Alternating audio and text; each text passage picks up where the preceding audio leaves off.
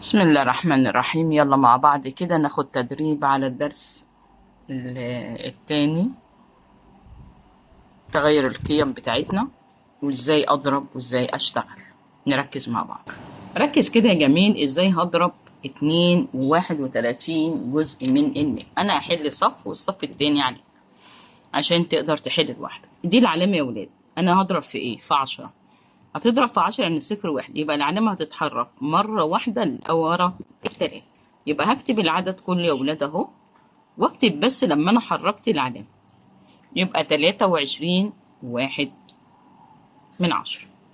اكتب العدد كله تاني يا ميس. اكتبيه اهو، العدد اهو قبل ما نعمل عملية القسم. عندك كم رقم يا حبيبي؟ صفرين. صفرين يا ميس مع المية. ايوه، صفرين مع المية. يعني اعمل ايه؟ يعني عد رقمين، ادي واحد ادي اتنين. صفرين اعد رقمين، واحد اتنين، حط البوينت بتاعتك. تاني عندي 8100 على 100. طب هنا هحرك علامة يا ميس؟ لا، انت هتشيل صفر مع صفر، صفر مع صفر، هيتبقى لك واحد وايه؟ وتمانية. تاني يا ميس، تاني في علامة هنا يا ولاد ولا مفيش؟ لا مفيش يا ميس، بس اكتب العدد كله كبير كده حلو زيك. في القسمة العلامة بتدخل جوه، في القسمة العلامة بتدخل لجوه. طب دخلها قد ايه؟ مرة واحدة، يعني صفر واحد يعني رقم واحد. نرجع للضرب. ادي العلامة يا ولاد، عندي صفرين، عد رقمين، واحد اتنين. حط الاول العدد زي ما هو عشان ما تتلخبطش. عد يلا من قبل. واحد، مشيها لبره ل100. ضرب تطلع بره. في القسمة العلامة بتدخل لجوه. طب ما هي طلعت بره، في حد يسندها هنا يا ولاد؟ لا مفيش يا مس حاجة تسندها، مفيش خالص خالص. طب ما هنا ما وقعتيهاش ليه يا مس؟ هنا عشان ضربنا في 10 فاتحركت مرة واحدة، انما هنا اتحركت مرتين فوقعت، فيفضل العدد زي ما هو. ركز يا بابا في الضرب والاسم مرة كمان كده جميلة زيك. يلا ركز عشان اظبط الدنيا معانا.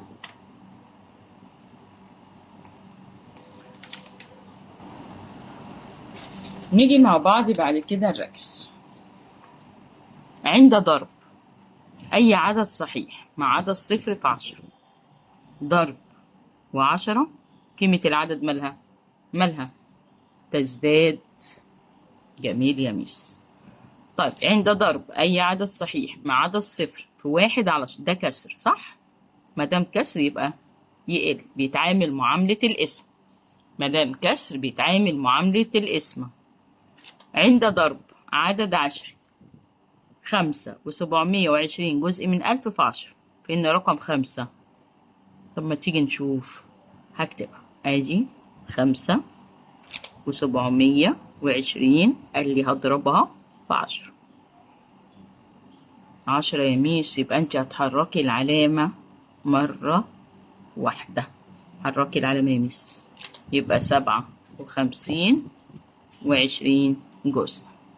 اه يا ميس. طيب ماشي. قال لي الخمسة تتغير.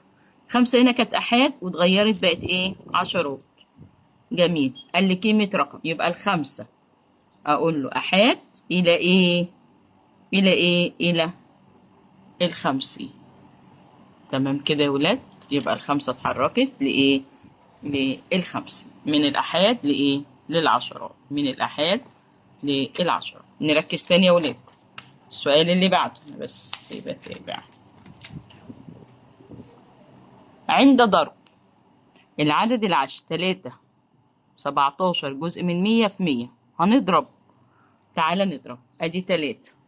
لازم احل السؤال علشان خاطر اعرف اجابتي صح ولا غلط. ركز يا حبيبي، قبل ما اقول السبعة اتغيرت فين حلها. في 100 يعني العلامة بتطلع لفين يا جميل؟ لبره. العلامة بتطلع فين؟ لبره. طلعها مرتين، ادي واحد ادي اتنين. يبقى العدد بتاعي بقى 300 وايه؟ و17. طب العلامة فين يا ميس؟ لا العلامة وقعت. العلامة هنا وقعت عشان مفيش حد يسند. تعال نشوف السبعة. السبعة هنا موجودة فين؟ في جزء من 100. يبقى السبعة كانت في جزء من 100، ولما ضربنا بقت في خانة ايه؟ الأحاد اللي هي ب7. عند قسمة العدد 1200 على 10 مرتين متتاليتين. تعال نقسم ونشوف. ادي 1200 على 10، ادي اول مرة، شيل صفر يبقى 120 برضو على 10، شيل الصفر يبقى 12. يبقى العدد اللي عندي بقى كام يا جميل؟ بقت مرتين متتاليين، يعني هنقسم على 100 على طول. عايز تقسم على 10 وبعدين على 10 براحتك، مفيش أي مشكلة. الرياضة سهلة مش صعبة، الرياضة سهلة ومش صعبة. نركز تاني. عند ضرب الكسر العشري في العدد نقط بيكون ناتج 47. حلو، 47. طب تعالى نشوف، مش هنستخدم آلة على فكرة. في بتساوي 47. بص للعدد ايه اللي حصل له. اولا العلامة وقعت صح، بس هي اتحركت مرتين عشان تقع. مين اللي حركها مرتين؟ ال100 عشان معاها صفرين. عند قسمة العدد على 100 فإن قيمة الرقم 1 تتغير من 10 لإيه؟ طب ما تيجي نشوف، نقسم. ادي 14 و7 أجزاء على 100. هو الواحد هنا ب10 ليه يا ميس؟ عشان هو في خانة العشرات. تعالى نقسم بقى. نقسم، ندخل جوه، نقسم العلامة بتدخل جوه، نقسم العلامة بتدخل جوه. تدخل كم مرة يا ولاد؟ مرتين. ادي 1 ادي 2. طب وهي وقعت في القسمة العلامة ما بتقعش يا جميل، في القسمة العلامة ما بتقعش. هنا بيسألني بيقول لي الواحد هنا في خانة العشرات، امال هنا بقى في ايه؟ جزء من 10، يبقى 1/10. 1 جزء من 10. الكلام ده أولياء الأمور يقدروا كده يقعدوا ويتفرجوا على الفيديوهات عشان يقدروا يتابعوا أولادهم ويوفروا شوية في الدروس ومروح والوقت يعني. عند ضرب العدد في 10 فإن قيمة ال8، برضو أنا بحب أحل سؤال. 987 987 في مين يا جميل؟ في 10. زيها زي 7 في 10 8 في 10 9 في 10. يعني إيه يا ميس؟ يعني حط الصفر ونزل العدد، خليك دماغك رياضية. طب هنا السؤال بيقول لي ايه؟ فإن قيمة الرقم 8 تصبح ايه؟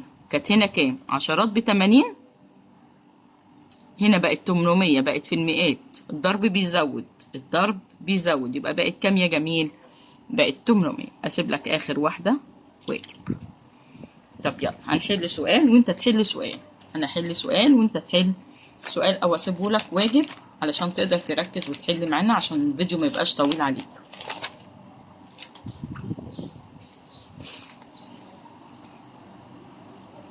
عند ضرب العدد في 100 فإن أرقام العدد تتحرك خانتين في اتجاه يمين ولا يسار؟ يمين طالعة بره، يسار داخلة جوه، وهو قال لي ضرب يبقى احنا هناخد ايه؟ في اليمين. عند ضرب العدد 17 يعني هضرب 17 في 1/10. حبيبي لما تلاقي كسر اعملوا اسمه، لما تلاقي كسر اعملوا اسمه. طب مش عارف يمس، اضرب الواحد في 17 يا حبيبي، يبقى 17 على ايه؟ على 10. وقع ال17 العلامة بعد رقم. تاني يا جميل، تاني ادي ال17 اللي اضربها في 1/10. اعتبر نفسك بتضرب الواحد في 17 على 10. وقع ال17 يا جميل، العلامة بعد كام رقم؟ بعد رقم. فلما تشوف عندك ضرب في كسر يعتبر ايه؟ اسمه. يعني على طول روح حط البوينت على طول. اللي بعديها قيمة العدد تزداد بالضرب في نقط ويتحرك كل رقم من أرقامه خانة واحدة جهة اليسار. ما العلامة لما تطلع بره الأرقام بترجع لورا في اليسار صح؟ طيب هو أنا بضربه إيه؟ خانة واحدة يبقى 10. عند قسمة 7000 على 100 يا عم شيل أصفار، صفرين صفرين، يتبقى لك كام؟ 70. 36 و51 جزء من 100 أضربها في كام؟ طب ما تشوف حركة العلامة. لو العلامة رجعت يبقى كسر، لو العلامة رجعت يبقى كسر، لو العلامة قدام يبقى عدد عادي. ماشي، هي كانت بعد ال6 بقت قبل ال6، اتحركت مرة واحدة بس. مين اللي حركها لي مرة واحدة؟